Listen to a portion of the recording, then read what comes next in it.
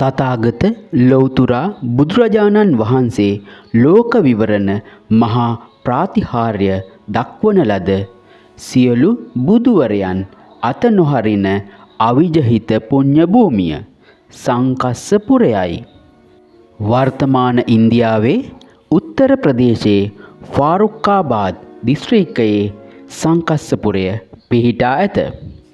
සංකස්සපුරයට නවදිල්ලියේ සිට කිලෝමීටර් 315ක් පමණ දුරක් ඇති අතර සැවැත් නුවර සාවස්ත්‍රියේ සිට සංකස්සපුරයට කිලෝමීටර් 428ක් පමණ දුරය. සෑම බුදුවරයෙක්ම අත් නොහරින භූමිය යන අර්ථයෙන් සංකස්සපුරයට අවිජහිත භූමිය යන යෙදුම භාවිතා කරයි.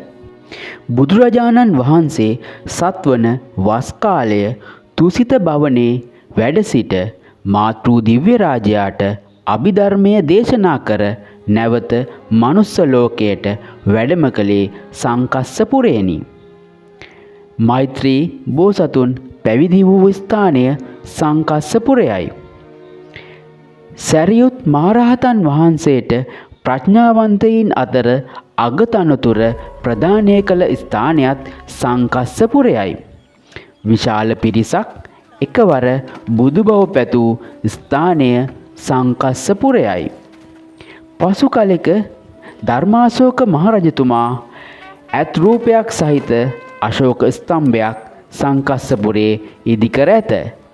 ක්‍රිස්තු වර්ෂ 5 වන හා 7 වන සියවස්වල සංකස්සපුරයට පැමිණි පාහියන් හා හියුන්සාන් භික්ෂූන් වහන්සේලාගේ දේශාටන වාර්තාවල අශෝක ස්තම්භයන් පිළිබඳව හා සතර දිසාවේ බුද්ධ ප්‍රතිමා වහන්සේ තිබූ බව සඳහන් කර ඇත.